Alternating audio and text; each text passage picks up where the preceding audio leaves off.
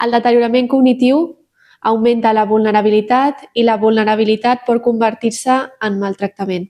Alzheimer Catalunya Fundació detectem i intervenim en casos de maltractament on la persona amb deteriorament cognitiu no pot defensar-se.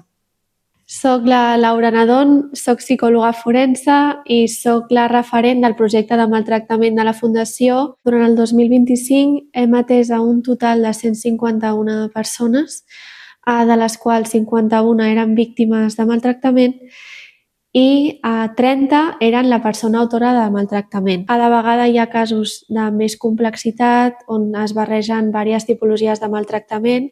Les més freqüents són psicològic i econòmic, en la qual un 95% dels casos es veu aquesta tipologia, però també ha augmentat molt el maltractament físic, ja que un 50% dels casos que vam atendre presentaven aquesta tipologia.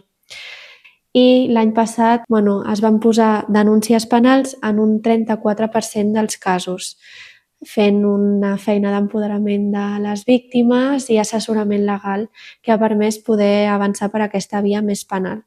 Us volíem donar les gràcies, amics i amigues de l'Alzheimer Catalunya Fundació, per acompanyar-nos durant aquest temps i perquè gràcies a vosaltres també podem fer tota aquesta tasca i intervenir en aquesta tipologia de casos, que és una realitat invisibilitzada però que cada cop és més sovint.